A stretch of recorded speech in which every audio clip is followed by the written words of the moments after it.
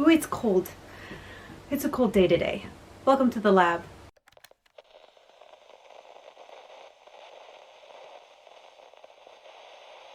Today I have a very interesting video. It's very different from what I've done before because today is going to actually be an interview video and I'm very excited for this. This has been a long time coming. So today I'm actually going to be talking to a professional editor. So a little bit of backstory so you guys know how this came about. I was actually contacted way back in December after my teaser trailer for M.E.L launched.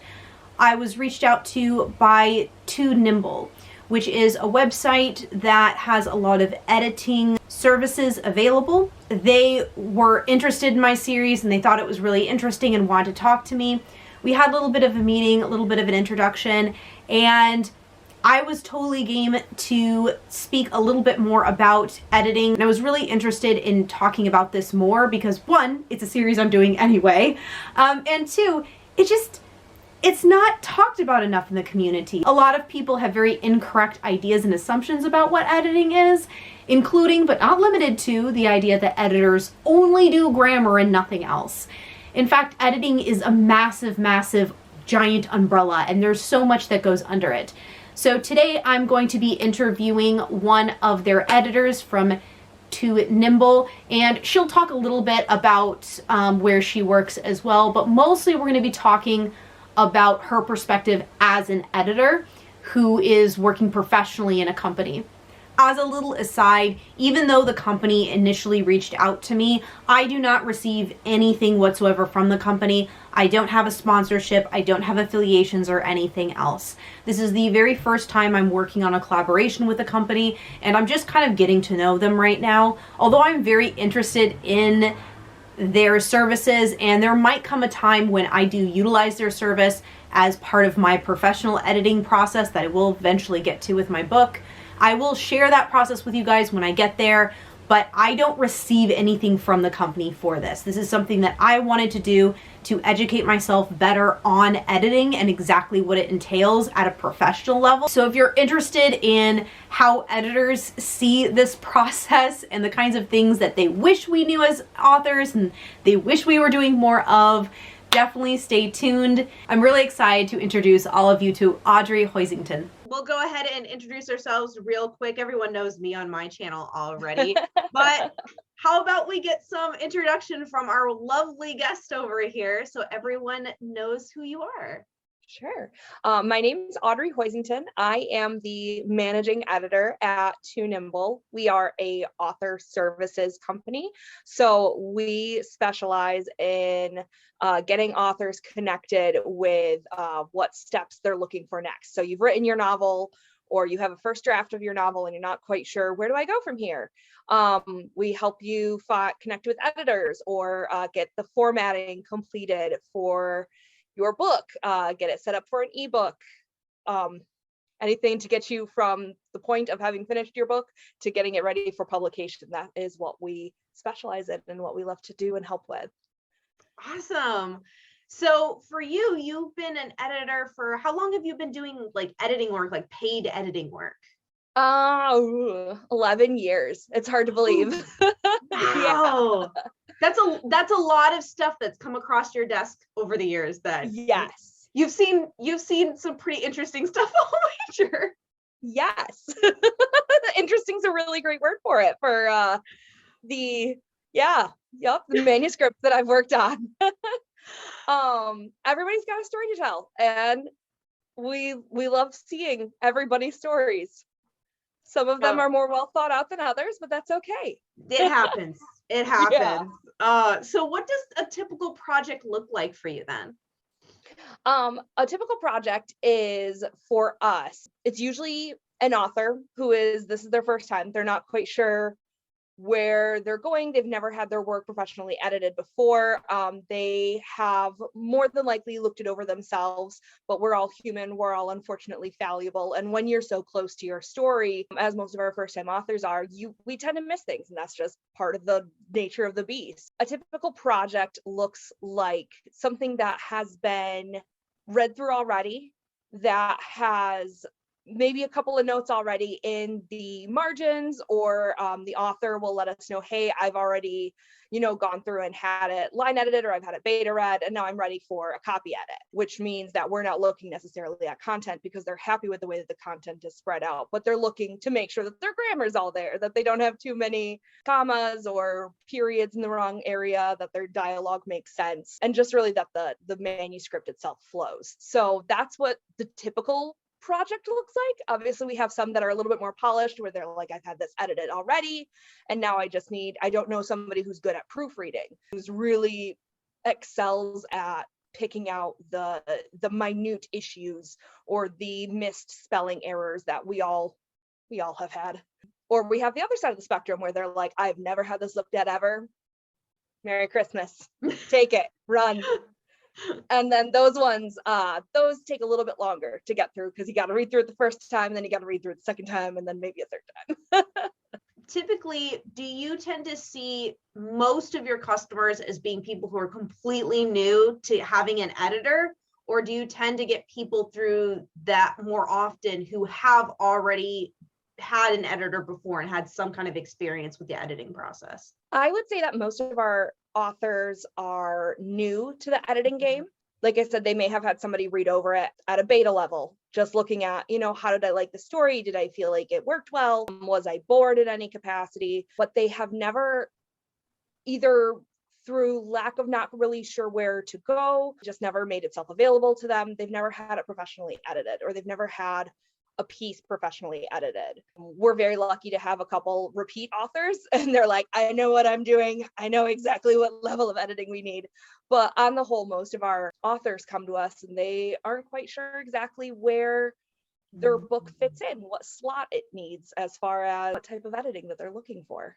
So, and we love to help look at their manuscript. And I mean, I think that's one of my favorite parts of it is looking at, we do like a manuscript evaluation where one of our senior editing team, myself included, get to read through the entire manuscript. We look through, what level of editing does it need, but also, was I entertained? Was the story really good? Were there any pitfalls that we noticed, any content inconsistencies?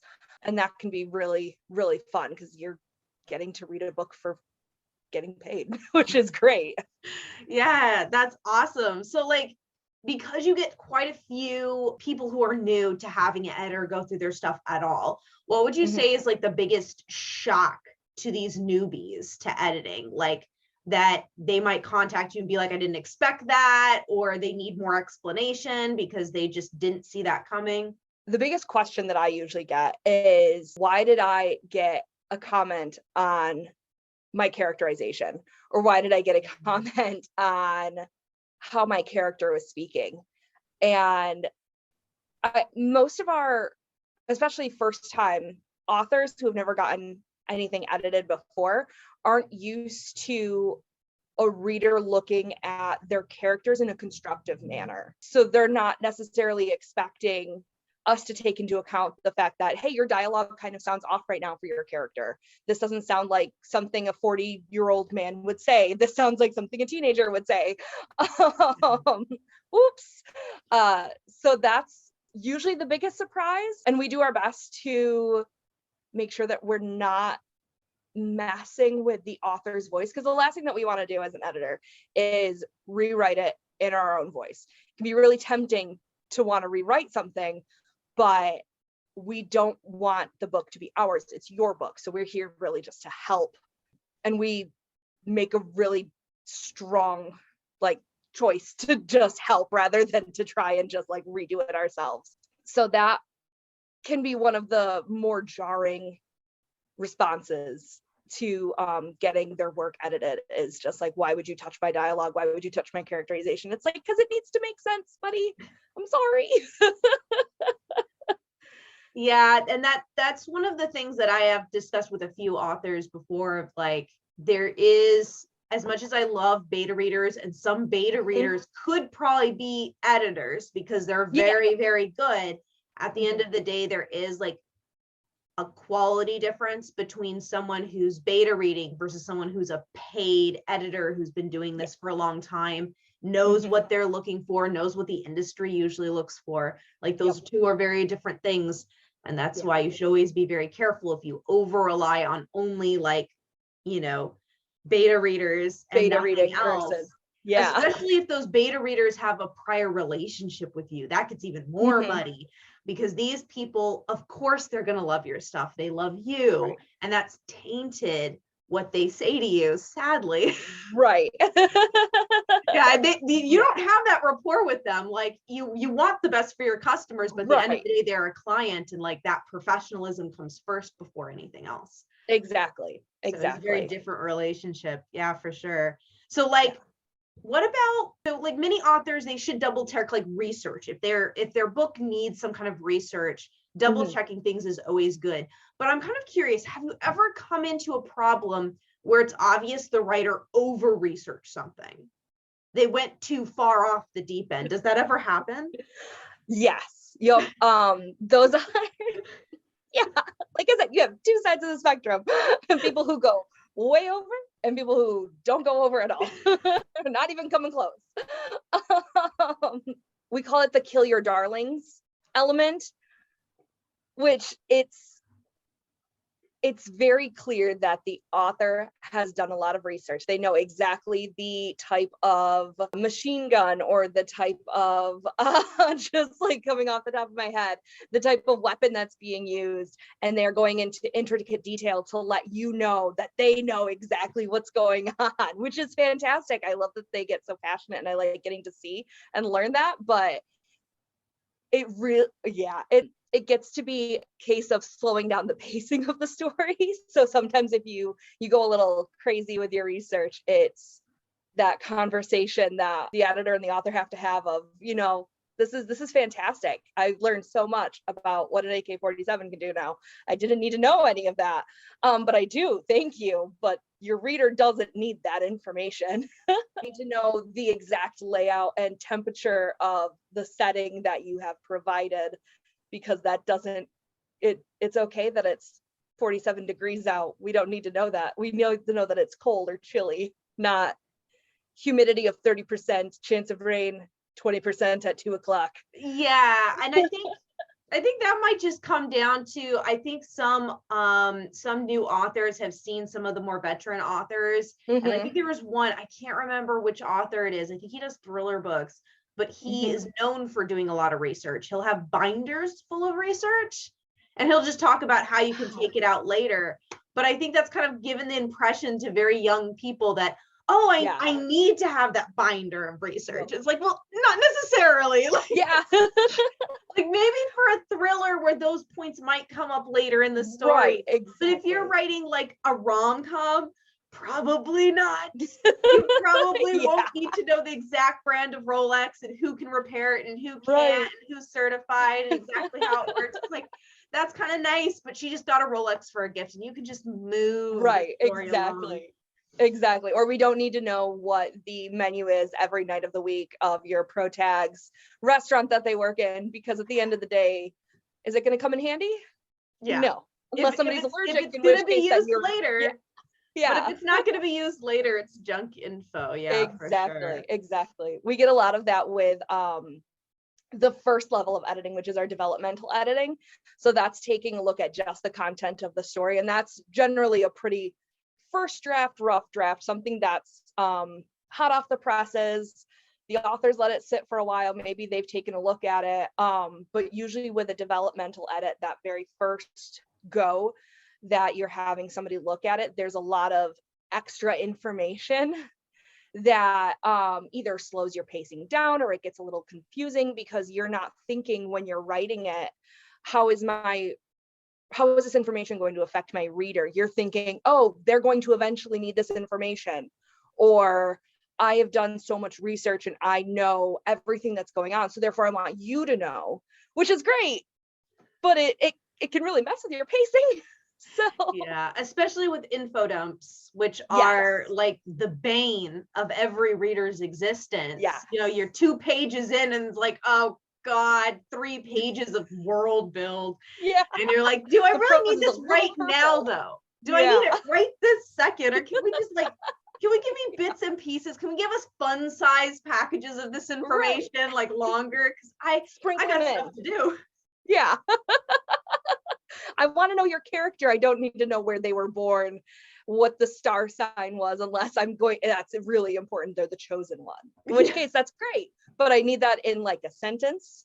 And then we'll keep going. Not a couple pages for Yep, sure. exactly. Oh my God. But then you also run into the opposite side of it, where you have an author who hasn't done any research and they're saying, my gun has 15 bullets, and it's like, nope, it's a handgun. I don't think you can fit that many in a little magazine. But it's important for us to know that they're going to run out at some point. So yeah, you know, it has a give and a take. Great. I'm kind of curious because some of this stuff is definitely stuff I remember when I was in college, when I took writing courses, which I didn't take a ton of. My degree was not in creative writing. My roommate's was. So I only took, I think, three creative writing courses, I'm pretty sure. Grand total the entire time I was at college. But every time I interacted with writing directly, the writing degrees, they always would harp on a lot of this kind of stuff. This was, very basic, don't info dump. Your first line needs to be able to grab me or I'm not reading the rest. That kind of stuff was emphasized very heavily. And we were trained to do that. So what is your feelings on officialized like writing courses? Like there are 2 different kinds that I'm thinking of, like the ones in college, which I would tend to take. And then there's also ones that are offered by individuals online, which may or may not be shady depending on the qualifications of the person who's offering the teaching. But there are some good ones like master. Yeah, there's masterclass. Yeah, exactly. So like how, do you think that has a good impact on writers, or do you see the same level of expertise in people who have taken and haven't taken, and it's more experience of having written? In that case, it kind of depends on what you're writing. So if let's talk about fiction. I think there's a lot that you can learn from writing courses on fiction because it is such a broad subject area. You could have horror fiction, you could have rom-com, romance, you could have generalized fiction that is, I'm totally blanking on the word, but you know what I mean? Like, or you could have something that's more fantasy driven. Because there are so many different tropes and areas that impact each of those different genres and different elements of fiction, I think that a writing course is a good start, but it's not going to be the end all be all. This is how you become a writer, is you have to take a masterclass course. You have to take a writing course through college or else you can't be a writer. I think there's a lot of gatekeeping that unfortunately happens, where if you aren't putting money towards it, you don't understand the craft. You don't get it. Anybody can be a writer. If you can read a book, if you can put a sentence down on paper and then add another sentence and another sentence after that, you can be a writer. It may take longer for you to understand the convention and the trope and why you can't have info dumps that are 5 pages deep. But that doesn't mean that you aren't a writer. That means that you've got some learning to do. So you may be at a disadvantage. But I think that there are so many great free tools online, going through social media, going through TikTok.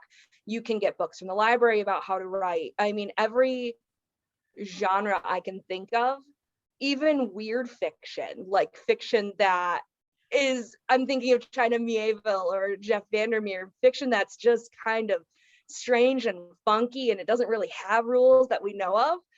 You can learn how to write that. You just got to read it first and then pick up what you like and figure out a way to make it your own. I've seen conversations before on how like writers should be reading more, and that sometimes when they start the writing process, they get so obsessed with that their reading kind of like falls away. And I'm definitely guilty of that. So it's hard not to. Yeah, it's hard to like not just hyper focus on this one thing and ignore everything else. But reading, and then you get people that don't read at all. Yeah. Reading in your genre can be like huge. We're helping you get the tonality right, helping you get a lot of these smaller things that you wouldn't pick up in class anyway. Like I took actually one of my writing courses was writing science fiction. And although I was very grateful for that, my teacher was a published author and that was really great. That was a great experience. At the same time, like I read a lot of sci-fi prior to the class. So when I was in the class, a lot of it was stuff I actually already knew. So it's one of those things where reading is probably going to be one of the greatest teachers. And then a lot of the best classes are actually just opportunities to experience the writing process more completely, because you're doing like classroom critique and stuff like that, which is kind of like the meat and potatoes of writing, really, that middle process. So, it helps you develop that thicker, that skin that you need when you're getting something edited or you're getting something beta read, because the worst part, especially when you're starting off in like a creative writing or having somebody else look at your work, is them going, I didn't like this. And you're like, excuse me, this is my life. What do you mean you didn't like it? And so I think if you have taken a writing class, you're at an advantage there. And having the opportunity to have your work be looked at by somebody else and really to get that critique. But as far as, do I see writers who have MFAs or have creative writing majors, minors, etc., as having an advantage on writing? Maybe to some extent. They may be a little bit ahead of the curve. I'm not saying that like what you learn in college, because I was a creative writing minor. So, you know, kind of whoops, Audrey. But in the end, it's not a necessity to be a writer. And everybody always says, you know, you have to write from experience, but you can experience so much by reading. So, you know, J.R.R. Tolkien didn't actually live in a hobbit hole, but he still wrote about what a hobbit went through. So there's something to be said about just writing and just getting your story out there. And the editing is where it gets pretty. But as long as you get that writing done, then you can get to that level. Yeah. What about editing courses though? Because I've seen there are a couple writers who will intentionally take editing courses so that when they do self-edits, for example, it's far more thorough. Is that something you would really recommend that authors give a go? Or do you think that it depends on the kind of person and that might not work? Good question. That's a tricky one. I don't think, that's tricky because I'm like, I don't think it can hurt. I think it makes you knowing what to look for in an editing course and having somebody point out to you why you can't use a semicolon right there in that placement, why you need to use a comma, or why these need to be two separate periods, what proper grammar is. I think that helps the writing element of it, because you already have these ideas and these notions in mind that are going to make your writing cleaner, and they are going to make it easier to get onto that next editing step. But as far as self-editing goes, I'm really of a mentality that it helps to have somebody else look at it. When you write something, you know exactly the story that you're telling, hopefully by the end of it. Fingers crossed. Exactly. Fingers and toes crossed. Sometimes they go a little crazy, but hopefully by the end, you've got a rough idea of what it's going to look like. But because you are so close to that manuscript, it can be really difficult to, you know, look at those sections where you spent all that time researching and be like, none of this really matters, and I have to get rid of all of it. And it's heartbreaking. But you have a harder time making those calls that need to be made. I think that if you've taken editing courses, you're predisposed to be better at it because you know what has to be done. You know what convention requires or what grammar requires. But I don't think they're necessarily a necessity. They help a ton. And it can, again, help to thicken your skin and get you used to receiving critique or receiving editing feedback, so that way you know why you're getting the feedback that you are, or you're getting the corrections that you are, and so you're not as surprised by it, if that makes sense. It's kind of like the experience can never hurt, right? It can always help, but it's definitely one of those things that it sounds like experience, like reading tons of books and the experience of having your work critiqued, having it critiqued by a group, not just in text, but like talking to you, that's probably an experience that, as well as it's unpleasant, but you probably should experience that a couple times just to get used to it, so that it's not as jarring when you do get more professional grade stuff back, because professional grade stuff, they're just going to tell you what's what. They're not necessarily, they're not going to sugarcoat it. They're not going to, like, you know, play with your feelings about it. It's like, look, this sentence is wrong. I'm not going to argue about it. It's just wrong. Yeah, exactly. It's just grammatically, we can't do this. I'm sorry. I would love to just break the rules for you, but sadly, the people in the Crystal Tower have dictated that this is what a comma is, and they're not liable to change. This is what the comma is not. Precisely.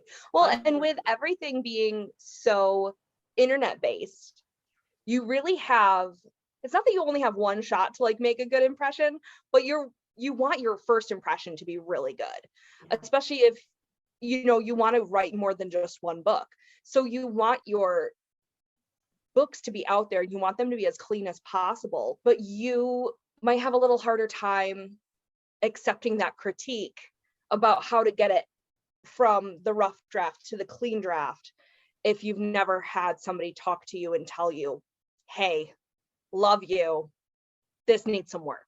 And if you're hesitant about getting that feedback, it can be really tough to receive it from somebody you don't know, let alone from somebody you do know, which is where those editing classes come in handy, because then everybody's at least in the same boat, and you don't have to be like, who is this Audrey that thinks that she knows grammar? What is this? It's nonsense. I'm just sitting here like, I'm sorry, I tried.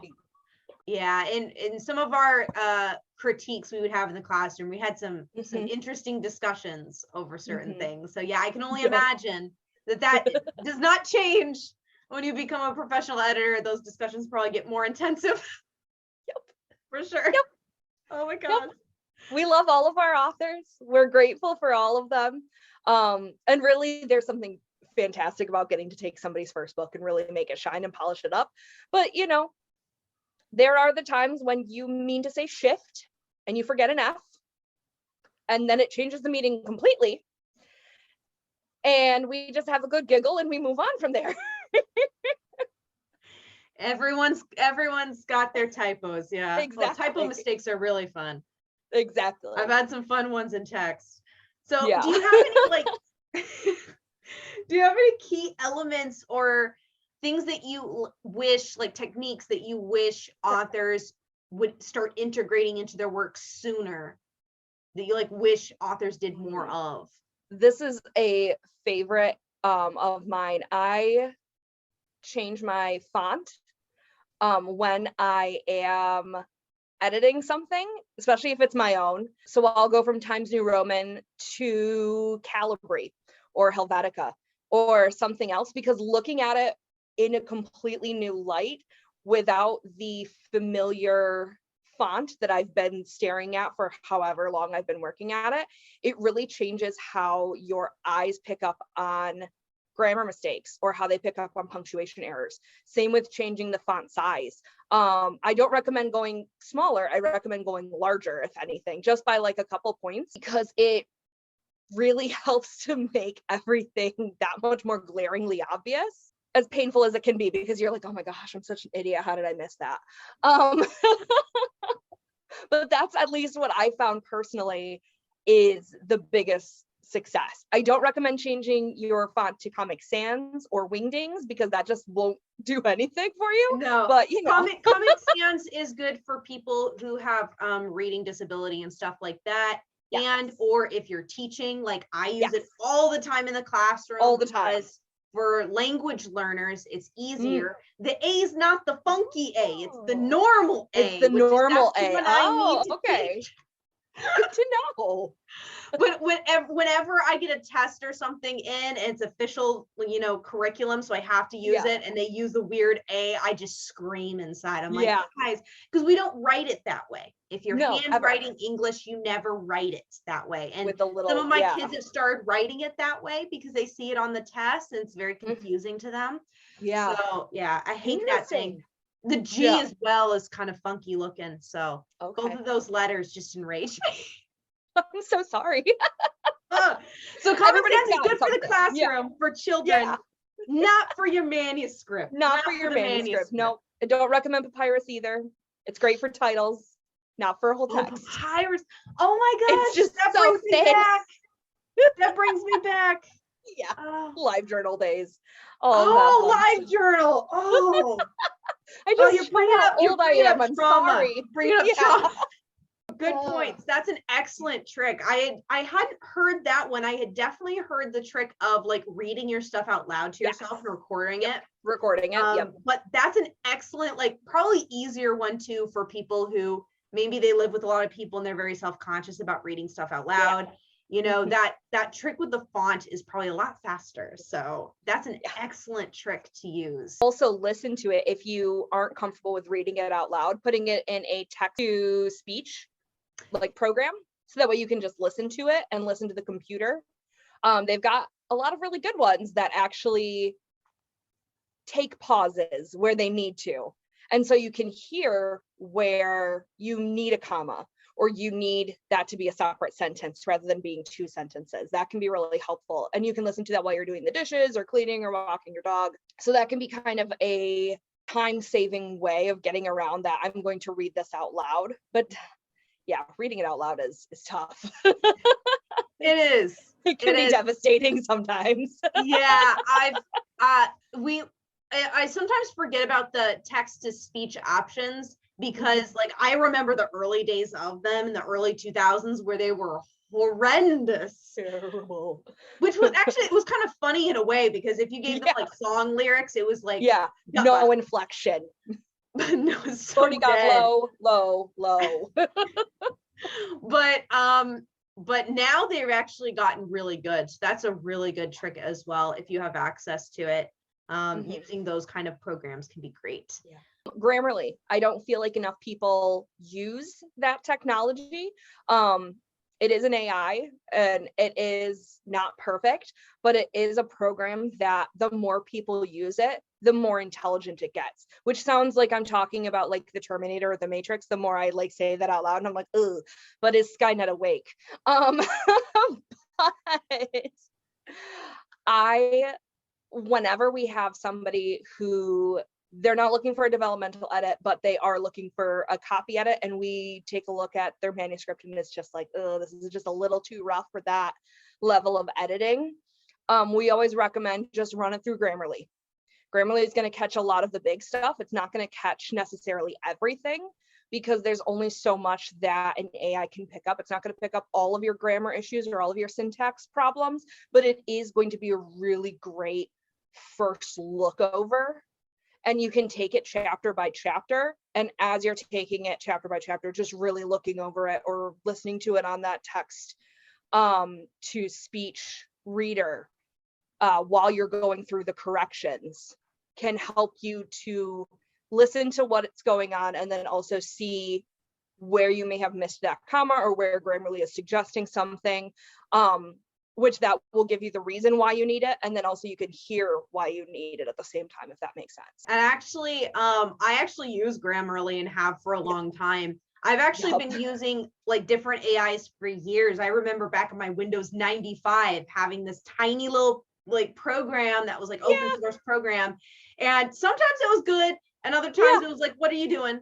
It wasn't the best, but it was like Windows 95. Like it was very early on. I remember Clippy too. He was I miss Clippy. He was my buddy. Oh, the old days. The old days. When you could have a willing assistant for a ransom note. That was the best. He was so helpful. But now Grammarly can help you with that. So not sponsored, but no, not sponsored at all. Grammarly is a really good beginner's tool for sure. I'm kind of shocked that people have sent you stuff that they haven't even used an open source, like free program. I'm kind of surprised by that, but I guess it takes all types. So exactly. Some people too probably just get too excited. They just want to send their stuff, you know. They finish their book and they're ready to move on. And we would love to help them, but please at least use a spell check. There's just a few things I just need you to look at first before I take a look at this. Just a little bit, just a little bit. Yeah. But I feel like in my experience, when I've, suggested it to them, there's either I don't want to do this because I want to have a human looking at it, which I totally get. But there's also because it's the idea that it can't catch everything. Why waste my time with it? And it's like, even if it's catching 95% of the errors though, that's still really great. Even if it's catching 70% of the errors, that allows your editor to pay more attention to the content of the story or to the grammar and the syntax and what wasn't caught by, your first read through, your spell checker, your grammar checker. The less surface clutter that is in a manuscript, the more your editor is able to really hone in and look at the major elements that need the help. Exactly. And considering that a lot of authors are paying out of pocket for these services, it's like that's the better thing to be doing, because when we employ an editor, we really ideally want the editor to catch all the tiny details that no one else would be able to catch, because they don't have your experience, they don't have, your knowledge of the industry. So like when we hire someone who's a professional editor, what we're really looking for ideally is we want that experience used to the max, to the most. Yeah. And so that would mean, like you said, like we don't want the surface clutter. I think I described it in a stream with Haley recently on my channel, that it was like when you're vacuuming, like cleaning your house, like you want to pick up all the stuff off the floor first. And then you like vacuum and dust and stuff. So the larger, more visually apparent problems. Yes. And then you break out the tiny, minute tools that get in the cracks and crevices of your home and try to clean out grout and like mold and stuff like that. Like you don't want to break out the tiny stuff first. It's not really going to help you if you got a bunch of junk all over the floor that you need to pick up. Exactly. It's a great way of putting it. Yeah, that self-edit is really critical so that when experts come in, they can really use their expertise instead of being like, whoa, what happened to this house? Hey, buddy. What happened? Yeah. Yeah, exactly. So like speaking of like these problems, when you do get to do like say a developmental edit, when you're looking at like these larger problems, character issues, plot holes, that kind of thing, what would you say is like the most common character or plot issue that you see in those edits? Character details changing. Blue eyes going to purple, going to green, you started off a blonde, 35, and now she's 18, a brunette. That's a big one. Yeah. Another big one is as the character goes through their arc, their language doesn't change. Or there is nothing in their language that makes me think that they're a real person. So what I mean by that is you have a character who is a waitress, for example. They are going to know what a 5 p.m. dinner rush is. They are going to know what it means to be really courteous to people working in the industry service. They are going to have a certain type of language that comes out because it's like a second language to them. It's something that they use all the time. It's, hey, I'm asking for spin dip instead of spinach artichoke dip or something like that, or yelling behind when you're walking behind somebody who's going to run into you. Most of what I've seen working on developmental edits is that your character needs to have a language that feels like it fits their life. Even if it's just comparing somebody's face to a baked potato, with the amount of wrinkles that they have on their face. You know what I mean? It can be a little detail. It doesn't have to be like she's worked as a waitress for 15 years and she knows all of the ins and outs, because then we're getting into that info dump again. But it can be as simple as her face turned a shade of puce green, similar to rehydrated peas or something like that gives it just a little bit more oomph. And so it helps to bring the character to life and really humanize them. So just those character details, I feel like, are usually what I hone in on, because those are going to be the ones that make your reader pay attention to and remember your character. Other than that, Deus Ex Machina is the devil. Yet, speaking of like devil stuff that you run into, I would like to hear your rant on your personal pet peeve. I hate it when everything works out perfectly in the end, because something comes along and they're able to escape out of it without any kind of repercussions or any kind of actual cost. That's me personally. I think that there is a desire to put our characters in danger, but not too much danger. Not enough danger that we really have to worry about them. It's kind of the Marvel issue that I've seen with a lot of Marvel movies, where they're gonna get beat up, but this gonna be fine because they're tough, they can handle it, and they're gonna get back up, and then somebody's gonna have the massive key code that's gonna stop everything at the end of the day, and it's gonna be okay, and there's no actual like cost to what they've had to go through. And I say Marvel, but DC is just as guilty of it. So I don't want to hear anything. I totally get the idea, because like even if they get out of it physically alive and like physically everything is okay, at the very least mentally they would be messed up horribly. They're not okay. Like, you're not okay. And like I thought they were going to do something a couple years ago, because they brought up like post-traumatic stress disorder. And I was like, oh, so you guys are actually going to bring up trauma going to talk about it. Awesome. And then forgot about it immediately. I'm like, wait, wasn't there just... But I missed this. What happened? What was that? What was that? Which was very true to comic book form, unfortunately. Right. Exactly. I love comic books, but there's a major problem in the industry of glazing over stuff and like skipping over it. Because they aren't able to look at the full complete thing and edit it and make sure it's consistent, because they go by issue. They go by person to person. Nature of the beast. The fact that any of them function at all is a fascination to me. Well, that's the superhuman element. Other than that, magic systems. Magic systems are a big element of a developmental edit that not only for consistency but also for cost, that I feel like we've had editors that were really surprised that we would bring this up. So when you think about like Harry Potter magic, it's used through a conduit, through their wand, 9 times out of 10. And there's no real necessarily cost, because they're using what information they already have.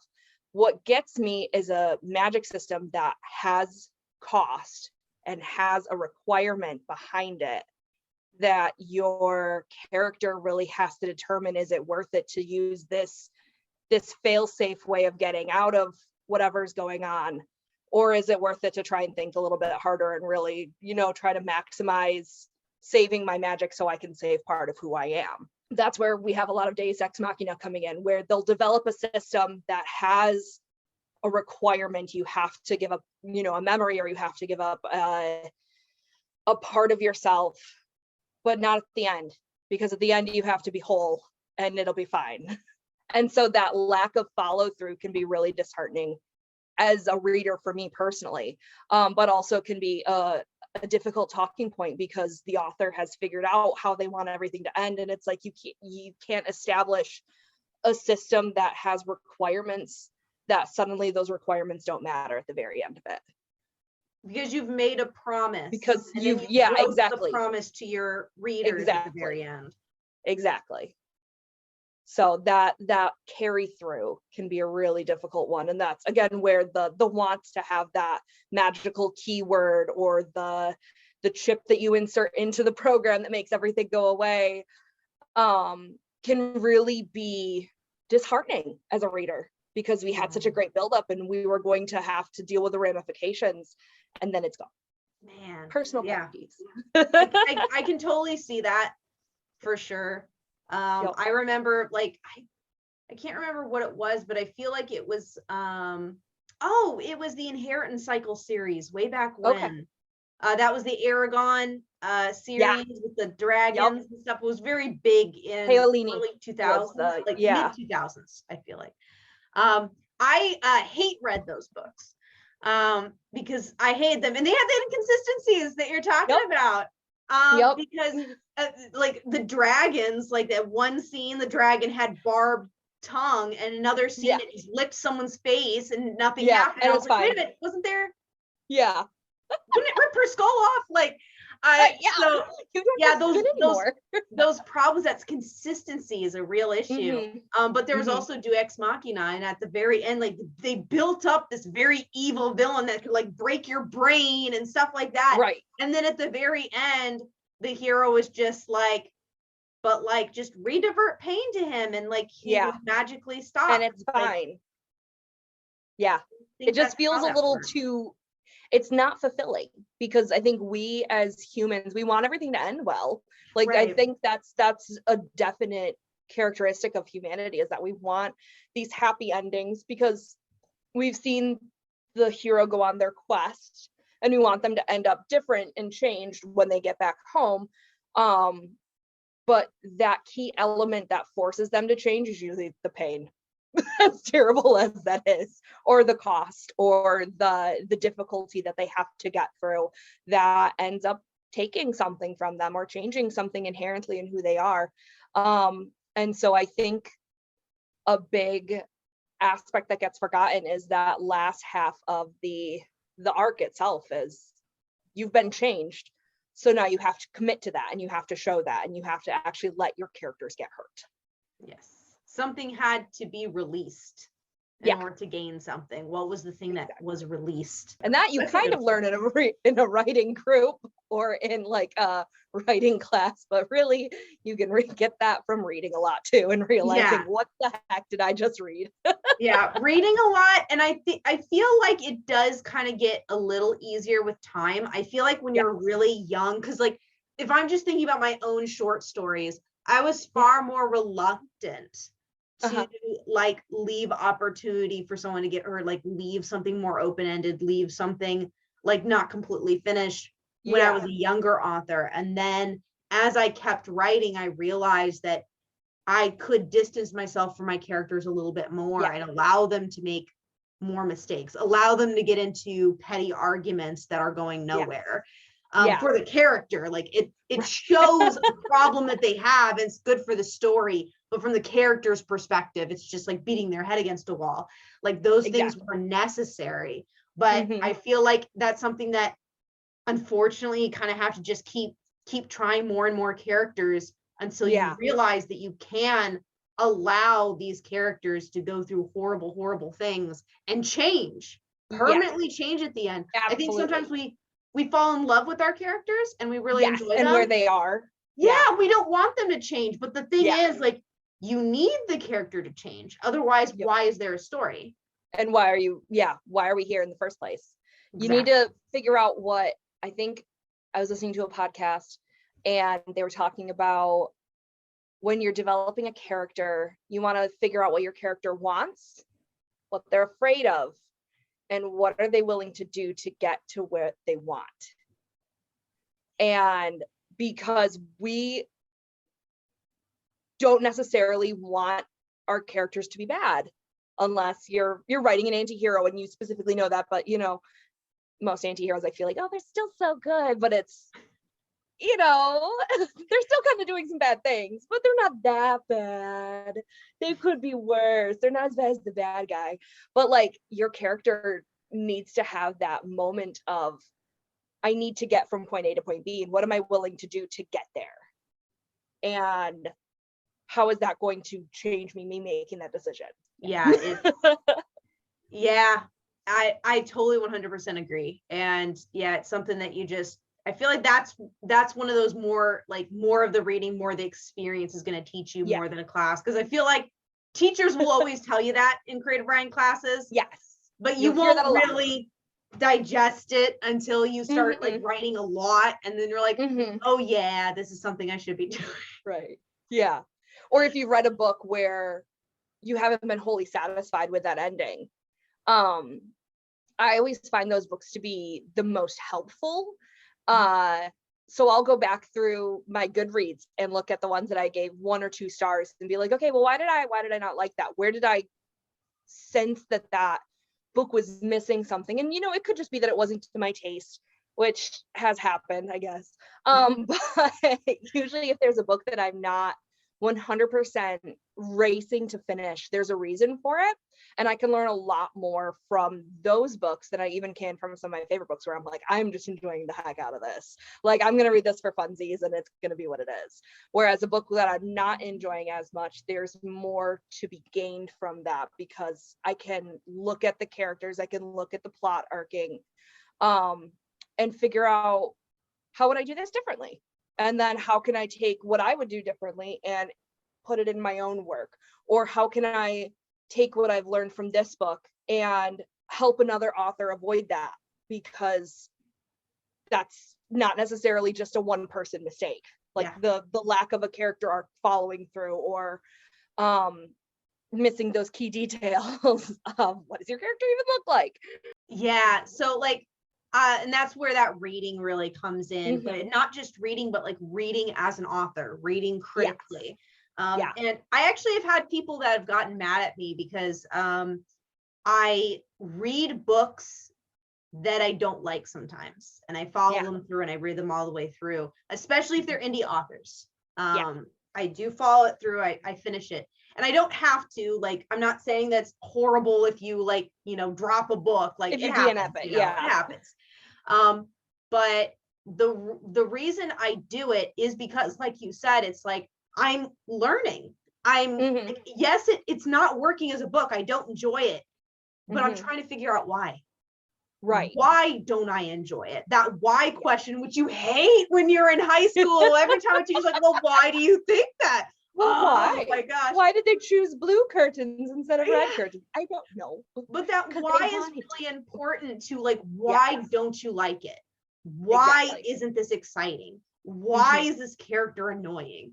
Because oftentimes you will find that why tells you a lot about stuff you should be looking for in your own stuff. Exactly. Like warning signs in your own work. And it can be really eye-opening. And I've learned a ton from bad books, which seems so backwards. But because some people think like you can only learn from good books. And it's like, well, what you're seeing is the end result though. Yes. That's the thing. Like, the thing about really good work, so the stuff that wins awards, that stuff's been through so much work, so much editing, so much fixing. Whereas in the bad books, they didn't get that fixing. So in reality, what you're looking at, even though it's supposed to be published, it's supposed to be polished, it's not. So you're seeing an earlier version of something that maybe could have been a very polished thing that could have maybe won awards in another alternate reality. But it wasn't taken that far. So in many ways, I feel like I learn more from a bad book than I do from some good books, because the good books is the goal. That's where I want to get. But that's I get the ultimate where we want to be. Exactly. And it's good for inspiration. It's like, man, I love that book. That was so fun. That was so great. It was so inspiring. But like the route to getting there, you have to go through all these horrible drafts. That's the reality of art. You're gonna have quite a few. Nothing starts out perfect. You have to have that first trash draft, and you have to accept that it's gonna be what it's gonna be, and then you gotta go and keep fixing it until you are. I mean, I feel like with writing and with editing, there's always more that we feel like we can do, which can be, I think, why it's so daunting to even get the editing process started, and why you might not want to seek it out or be like, oh, I'll run it through an AI, or I'll run it through a beta reader, and then that'll be enough, because I don't want to mess with it too much, because there's always going to be something else I can fix. And that's 100% true. I mean, most books, I think, have a 2 to 3% error rate, even when they've been published, read through, because we're human, unfortunately, and it just happens. But there is something to be said about taking the time and really putting in the effort that your book deserves, because you did the hard work. You wrote that first draft. You owe it to yourself, and you owe it to your characters and your story to really see it through and make it as polished and not perfect, but as polished and as presentable as you can, because why not? You're already halfway there. You did the hard part. Yeah. Now you just got to do the slightly more tedious part. Slightly. Just a little tedious. The part yeah, that exactly. honestly most people end up stuck in for years versus the like couple months it took them to initially write it. Right, exactly. This is really the bulk of it. That's kind of the crazy thing about editing, is like, it's something that a lot of people kind of glaze over when they talk about, but the reality is you're stuck here for a while, depending on how much you need to fix. Yep. You live here. Severe. Welcome. Yeah, people are in this process for like a decade sometimes. You know, it's a lot. So it's definitely really, really important. Clearly, if people are stuck here for a decade, it's important. And you know, because you've seen a decade of that work cross your desk. It's a lot. Yep. I think the hardest part is when I finish an edit and I talk to the author about it and we revisit it and we say, hey, are you ready for the next step? Are you ready for formatting? And they go, no, I didn't really like it. I don't have that passion anymore. And that to me is the most devastating part, is when people decide that the work that they've put into it, either because of the comments that they've gotten back or because the editing process seems so tedious and so unnecessary, they just don't see the value in it. And it's like, you did something. You have something to be proud of, and you just have to muscle through the tough part, which is the editing, and you'll get there. It'll be worth it, because then it'll be done. When it's done, and then you don't have to worry about editing that book anymore. Then you edit the next one. And you start all over again. But it's sad seeing people give up, and it kind of makes me wonder if people understood what editing was a little bit better, if they were prepared for that feeling more, if they understood how many tries it can take to become satisfied with your story. I wonder if that would change how many people give up, because sometimes I think the reason some people give up is because they don't realize that this is normal. This is a normal part of the process. This is the expected part of the process. Like, for that fire you had to flicker down to an ember is actually normal. You're gonna have your phases in the creation process where you're like, oh my God, I have to do this again. Oh my God, I've got to do this again. And you got to find the way to stoke the fire back. And it's not, you're not always going to have the bright enthusiasm you had on day one. It's going to fluctuate, and that's normal. But most people, I think, especially younger writers, I don't know if they realize that fully.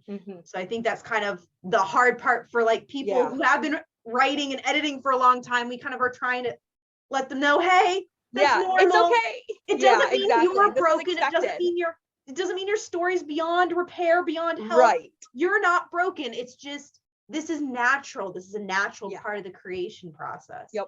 This is the expectation, and this is what you have to do, because every book has gone through it. Yep. Every book that you have read and enjoyed 9 times out of 10 has been edited at minimum one time. That's bare minimum, because nobody writes probably more though. Probably more, like 10. And I think that a lot of it is just so glamorized with what we have with social media, and which is fantastic, because it can be really such a powerful tool for you to get your story out there. It can be a great way to crowdsource getting your book published and getting a readership developed, which is amazing. Getting your work seen by others and being able to impact so many people. Social media is fantastic for that, but I do feel like there is a veil over everything that goes on with the editing process that just isn't talked about, like you said. And it's not the expectation or the understanding that the editing process is going to take you a long time. It is going to be work, and it is humbling. Yeah. It is humbling to get your work back and have half of it crossed out and be like, no, but here's how we make it better. Yes. There's always the hope. Yes, we have to focus on the hope. If there's a problem, there's a way to fix it. There is a solution. It's just a matter of finding that way and getting through it. There is no sentence that cannot be unstuck or unfixed. It just might take some time. Yeah. And that's okay. Some problems just take a little bit more elbow grease, but exactly, they're all fixable. Yeah. I don't think, and that's something that I've always tried to tell people when they ask, why do you read bad books? I'm like, there's never been a bad book that can't be fixed. Yeah. I 100%. firmly believe that if all of these writers, if they had the proper help and if they had been willing to accept that help, they could have progressed further. It's just a matter of having the right help and also being willing to accept that help as an author. Absolutely. Because it's 100% possible. I don't believe anything's beyond salvation. Unless it's The Old Man and the Sea by Ernest Hemingway, I will stand by that. That book cannot be fixed. You know what? I can't argue that one. I really, Hemingway, he's just not my papa. That's okay. I learned how not to write. I'm gonna pull in my literary degree here and be like, I see the talent, I acknowledge the talent, still don't like the work, still hate it. I still don't gel with it. Yep, it stays over there and then never finishing again, and we move on. That is one author I'm not returned to. Sorry to say. Yeah, no, it's just not my style. Exactly. Okay, so thank you so much. Yeah, thanks for this. Me. Thank you so much. Do you want, are there any social medias or other things you would like people to follow if people would like to see more from you? I'm more of a social media lurker because that's what's best for my mental health versus being super duper present on it. But if you are in the market for editing, if you want to learn more about our company, our website is www.2nimble.com. We're working on getting our socials up. It's a process, but we're getting there. We're just we're a small company, so we are working on getting there. But no, I'm just a lurker on social media, unfortunately. Well, awesome. I'll go ahead and make sure I leave a bunch of links down below. Thank you guys so much for watching. I hope this was helpful. And yeah, I also, quick little announcement, I do plan to maybe try a live stream. So I would love to see you guys there. I don't have any guests for that stream at this time. This is just simply going to be a productivity stream. Times where we do things. I don't want to call them sprints because that implies there's a word count. There will be no word count for this. We're in revision session, at least I am. So this is going to be more along the times of I'll start a timer and we just get as much done as possible. Whatever that project looked like for you. It could be having a scrap piece of paper and just trying to brainstorm something out. It could be having a timeline out and putting sticky notes on it. It could be trying to get something in Scrivener and rewriting a scene. It's just getting as much done as you can in certain time blocks. I'm going to go as long as I can. That particular day will be kind of a write-in day, so I'm going to be streaming for as long as my brain allows me to. Also, as long as my internet allows me to, probably. So if you are curious about joining and you want to pop in, pop out, that would be absolutely lovely. We'll just try to get some stuff done. Again, time zones, I'll put them on the screen and I'll also link them down below if you're curious. If you want to make sure you don't miss live streams as well as additional videos for this series, please don't forget to click the subscribe button and the bell notification so you know when stuff goes live.